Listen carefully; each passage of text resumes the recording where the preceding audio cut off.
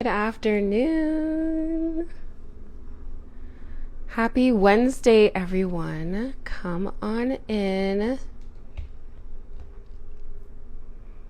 I hope everyone is doing well today. And I hope everyone is actually enjoying the weather here in Canada. Has just Toronto in general is just beautiful. It's been amazing outside. I haven't gotten a lot of time out there, but it's beautiful. It's very nice. It's above average. It's above the average, I think, degree or climate here in Canada, and I'm so loving it. So, for those of you who are coming in, let me know how you are doing. As you can tell from the title, we're going to be talking about 3 mentalities to be aware of, or it says be aware of these 3 mentalities when materializing desire. And I want to say this before getting into the video, is that this is not a video to be hard on yourself. This is actually a video to increase your level of awareness for those of you who, again, are noticing that you may be in any of these mentalities and you want to evolve into feeling better, not feeling dysregulated, but just feeling better and being regulated in your nervous system so that you can release all of those mentalities and those false beliefs and start to experience something new, something that has been desired from you for a really long time, and it's time to really release those so you could step into really experiencing what you desire. So I cannot wait to dive in, and yeah, I'm gonna dive in as soon as I finish talking about the offer. So I have a 9-week offer. It is to shift you into the version of yourself that already has your desire. It literally shifts you. So I shift you into the version of yourself that already has your desire. So we are going to spend 9 weeks and one-on-one to focus on your desire embodiment excuse me, and how you're going to materialize desire. So it's really exciting. It's been really exciting for both myself and my clients so far, and I really look forward to this, especially if you are interested in working with me and taking advantage of those 3 weeks. I definitely recommend that you reach out to me via DM to let me know what you've been working on, to let me know if you have been manifesting or have noticed any patterns, any potential gaps or blind spots in your manifestation process. And I would love to just, figure out if we would be a great fit together. And we could just see what we have, in terms of plans moving forward. So I look forward to hearing from you. I want to dive into this live. So I'm going to talk about a few mentalities, and I'm sure that this is not the only set of mentalities, but these are, I feel, especially with my experience, have been the most hurtful mentalities, the most lowest points in my life. And I don't want to be talking about this as in terms of old story, but I want us to start at least getting aware of our feeling states. And so, like I mentioned before, this video is not to beat yourself up or be harder on yourself, or to overthink or to overanalyze, but to really give yourself grace and patience, compassion. Give yourself whatever your body really needs.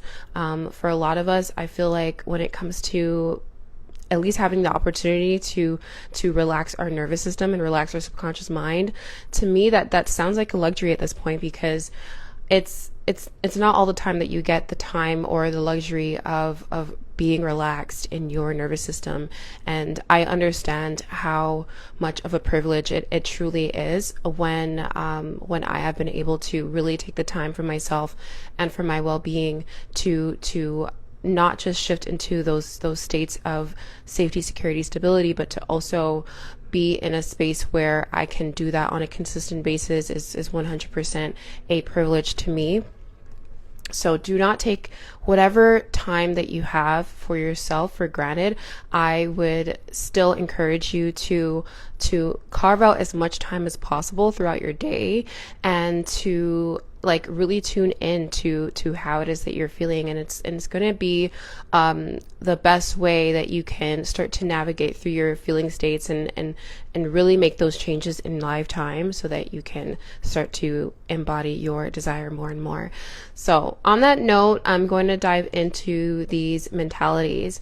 And the first mentality is like a two. It's like a two in one, whereas you feel victim to your circumstances. You feel like your circumstances are taking the best of you. You feel like others and maybe the world is against you, and it kind of gives you that sense of like isolation, where you are consciously making this decision, or you think that you are consciously making this decision. It's really your subconscious mind, because this is a false belief, and all of these mentalities are stemming from false beliefs appearing real. So this victimhood is going to feel really real to you if you relate or resonate with anything that I'm saying in this live, explaining what victimhood actually does.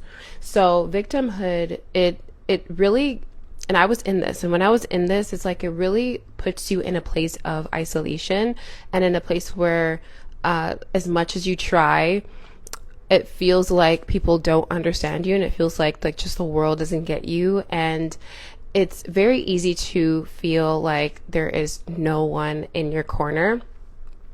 And it's the type of picture that I at least painted for myself. And it was just the way the subconscious mind was interpreting my experiences, my circumstances. And again, I created those circumstances based off of my subconscious mind, and based off of what was appearing real, related back to the false belief that I was in separation from my desire. So when I was in victim mentality, or like I was in relationships, obviously that have reflected to me exactly what I was being also. And me, being the type of person that was curious and like wanting to just know why certain things were coming up for me as a pattern, and why I was not able to get like a deeper sense of connection with both myself and just in my relationships. That happened a few times, where I would be dating, for instance, and I would hit just a roadblock in my relationships, and I wouldn't understand why. And it's not like I had any malicious intent, or they had any malicious intent. It was just that I still feel very alone in my body and in myself.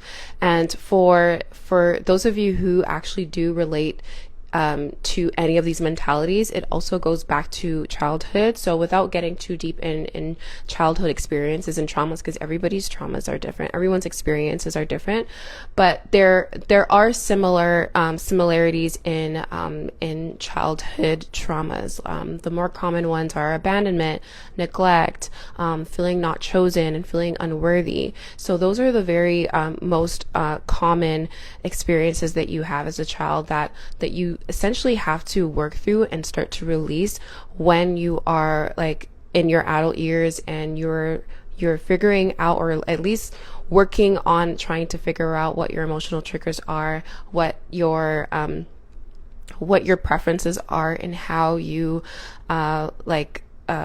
work on rehabilitating your worthiness and your self-concept. So some of you who are already on this live know that, or in the replay, already know that you already have an existing practice that you work on. It doesn't necessarily have to be every single day. I would encourage that, but I would definitely encourage that if you're not doing it every single day, that you're doing it at least on a weekly basis, so that you are at least balancing your energies and balancing the just the overall feeling states that you're feeling, so that you can at least do the self-concept work for yourself, the emotional self-regulation for yourself, before getting yourself into a space where you feel really good about being in a partnership. And I just use partnership because that's the quickest, or the just like the easiest way to kind of explain what I have been going through and what I've noticed in the past, is that I always kind of hit a roadblock in my dating experience, and now it's fine. It's like I've overcome it, but noticing the patterns that I was not able to fully get myself to the point where I can open up to someone, where I could actually trust someone. And that's what victim in isolation does. It's like it really paints the picture for you that leads you to believe that you are not worthy, that you are the only person that you could trust, which is insane. And I don't mean to say insane like I don't mean to say insane that you are insane. It's just like it's kind of like, okay, well, we live in a world of like people, and we come from families, and we come from, you know, just like societies and like cities. And I know that there are certain programmings that are instilled in us at a young age. But again, when you are growing up, it's almost like you have to reparent yourself out of these mentalities and out of these false beliefs so that you can start to materialize something more aligned and more favorable. So keep that in mind, that victimhood and isolation, they go hand in hand. When you notice that you are feeling like no one can relate, that you cannot call on anyone, that you could only, resort to your own resources. Of course, you could exhaust your own resources, but there will become a time where you have to use your own judgment and your discernment for your well-being, and reach out to someone for help, and reach out to someone who is highly educated in the field, highly educated in either like mental health crisis, or someone who is a psychologist, someone who's a therapist, someone who's a coach.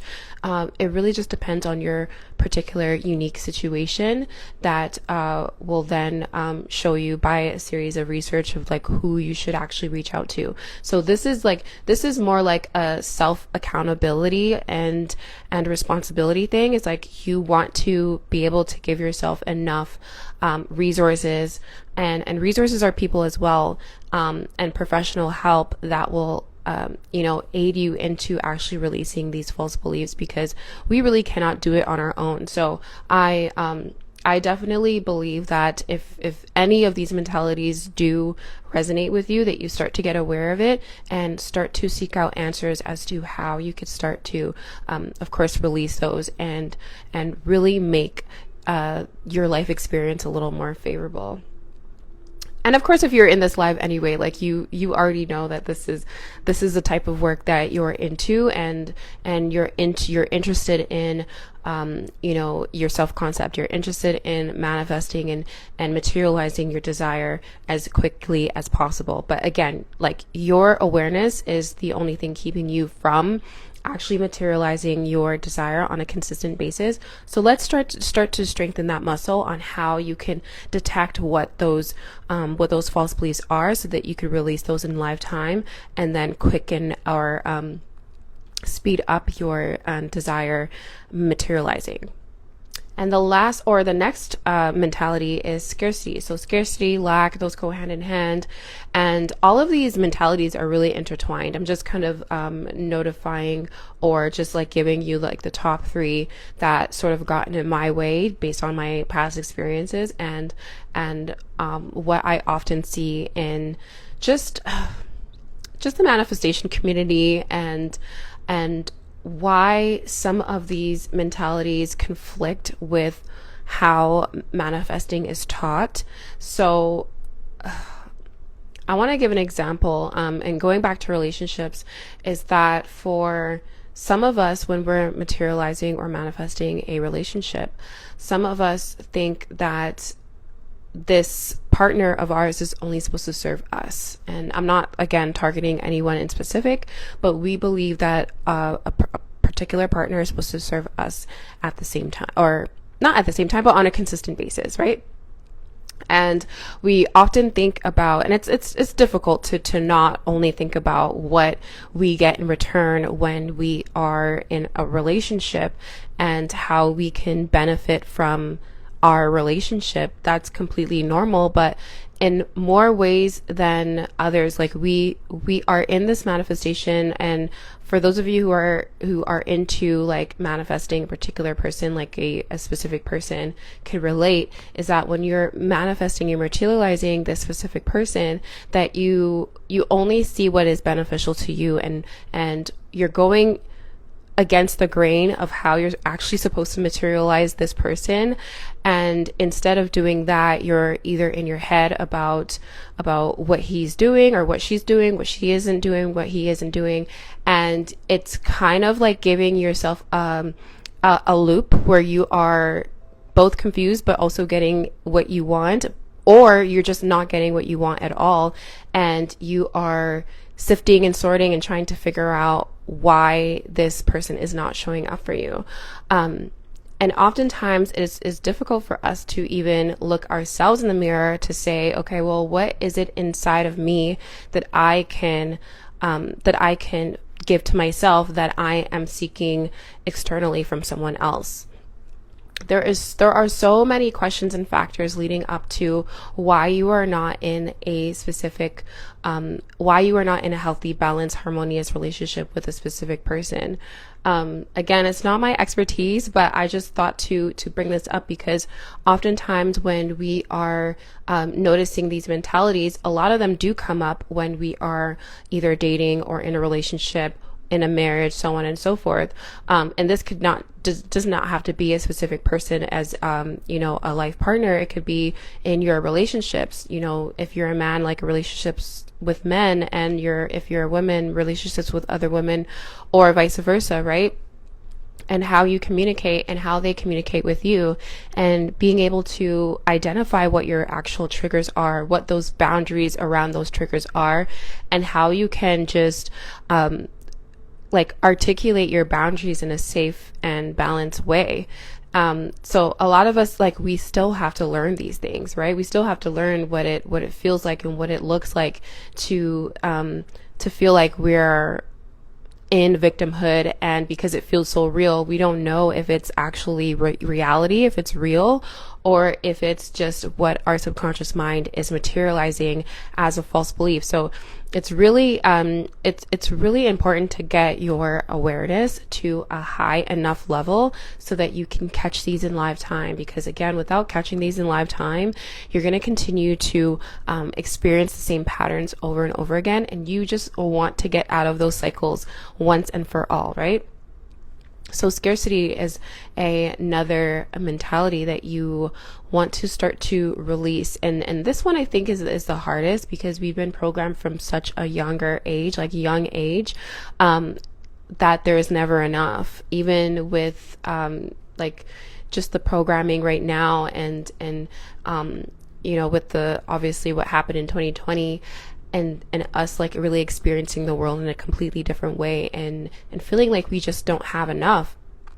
And how you can really work through those feeling states is to start to realize them, start to notice them, and start to ask yourself questions. Get curious before you start to get into a panic and get into a state of actual scarcity and lack. If you could break the pattern of feeling these types of ways by disrupting just your overall daily practice to either taking a walk outside, taking a breather. Breath work has helped so much with me.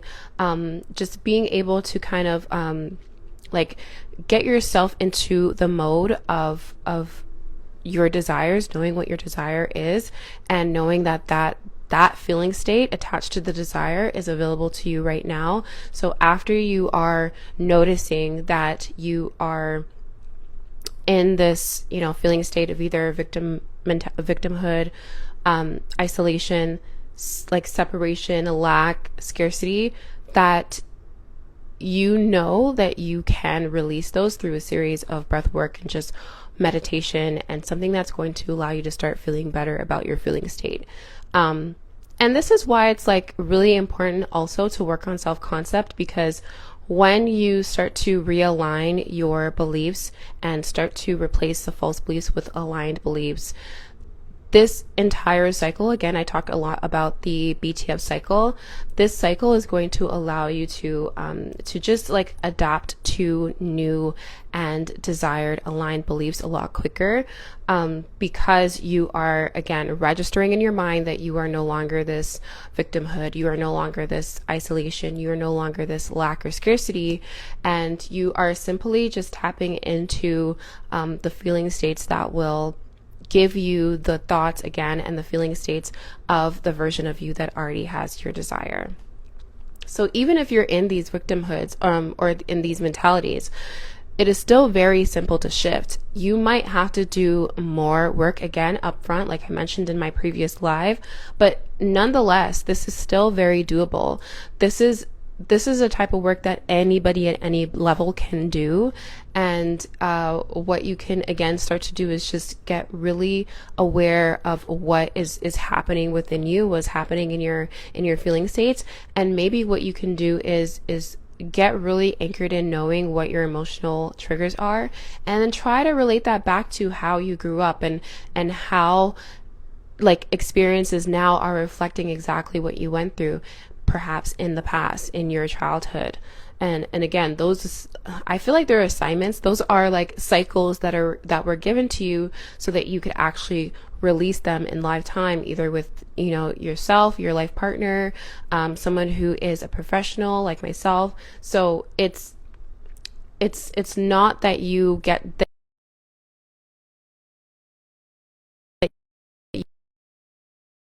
learning these mentalities and learning how to be more aware of these mentalities is not to again beat yourself up, but also not to make you feel stuck. It's more like, if you could become aware of it, the more and more that you are aware of it, the better and better that you get at actually letting those go, so that you could start to materialize desire a whole lot quicker.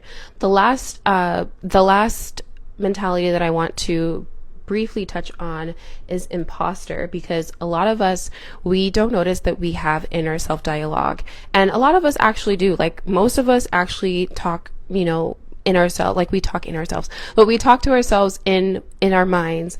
It's either is like a voice in our minds. Again, I heard of certain people that don't have this voice in their minds, but I think most of us, for the most part, in the the manifestation law of assumption community, the inner conversation thing is a thing. It's really common that people do that, and I've done it myself as well. Just getting really like, I would say, really good at inner conversations with myself. I've always kind of spoke to myself, but I never thought it was like an inner conversation.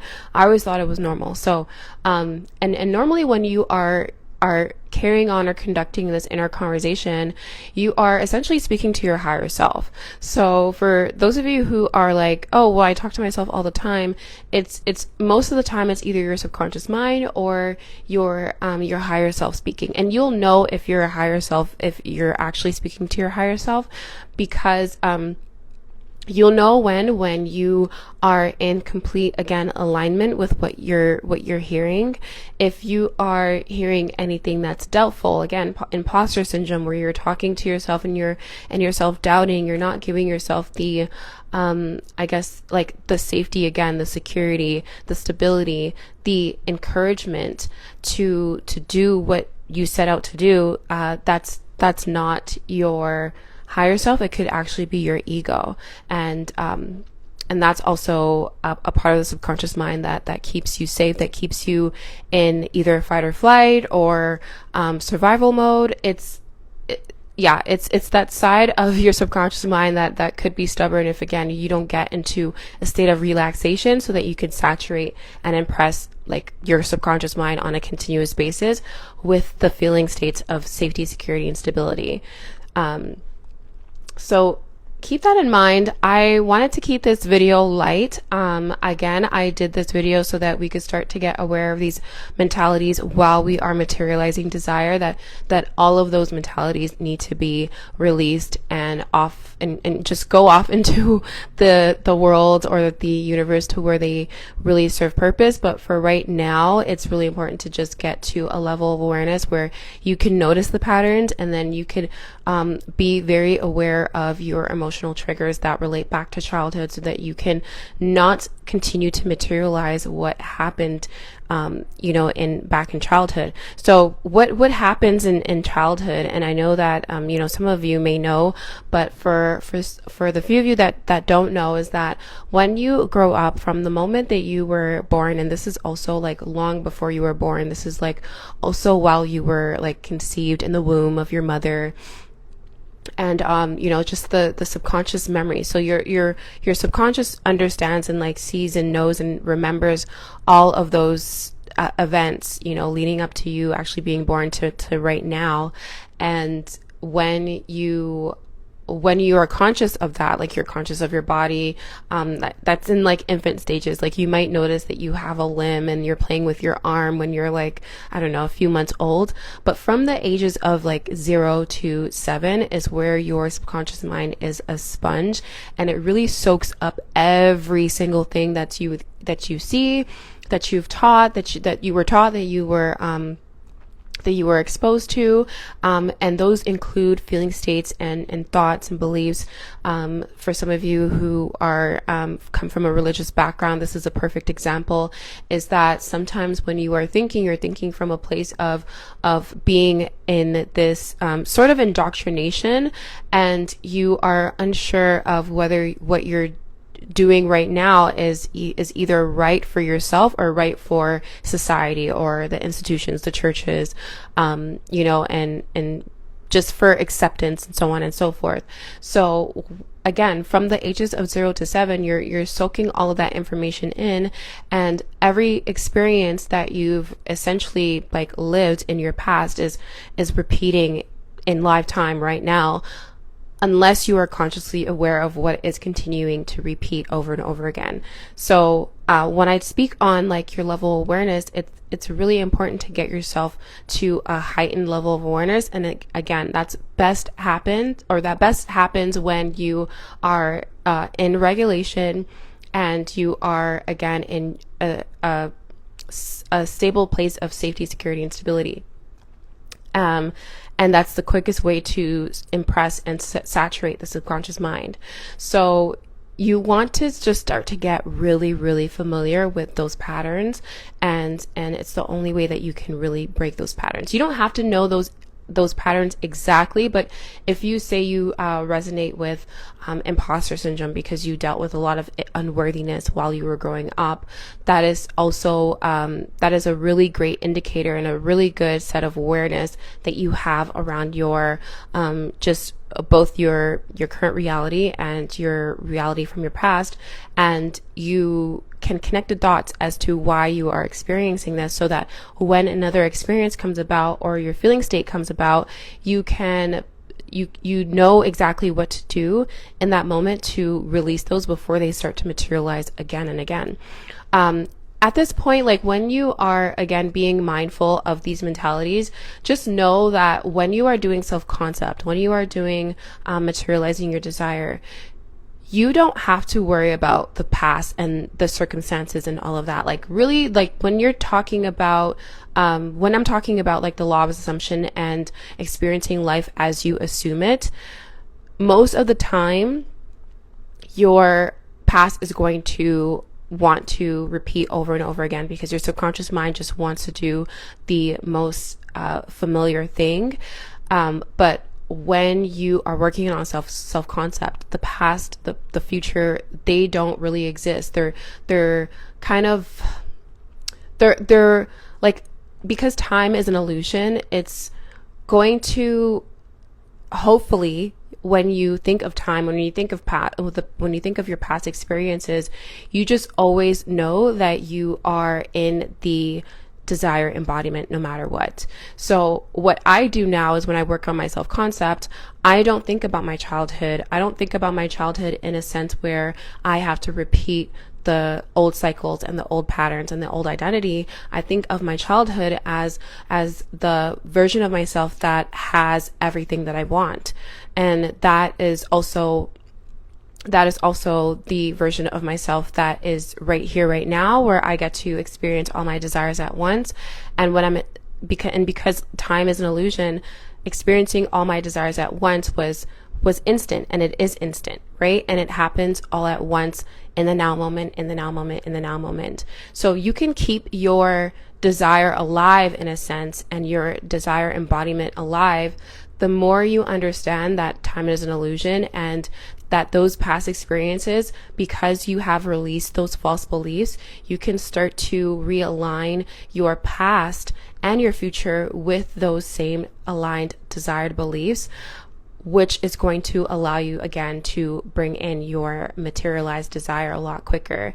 So I didn't mean to speak on time being an illusion, and like that time does not exist. But for those of you who are just interested, that I don't want you to necessarily think too much on the mentalities or the feeling states or the childhood traumas and those experiences. I more so would rather you focus on the now moment and being present with your desire embodiment, so that you can start to again shift into those feeling states that will allow you to materialize your desire quicker. So on that note, I think that was it. That's most of what I wanted to share. And of course, if you are interested in working with me in a one-on-one capacity, I have my one-on-one for self-concept. It's going to be available until the 15th of September. So mark your calendars. Let me know if you're interested. Hold a spot, because the first 5 coaches that kind of enroll and we find that we are a good match will get the bonus. We'll get the bonus 3 weeks to work with me. Otherwise, it's just a 9-week program. But the more and more again that you tap into your desire embodiment, the quicker and quicker it will materialize. So whether I do that in live time, whether you can shift yourself into the desire embodiment, that is 100% fine. But if you want to make sure that you are tightening up those gaps in your manifestation process in general, reach out to me. I would love to have a chat. And with that said, I hope you all have a great day, and I will see you on the next live. Cheers.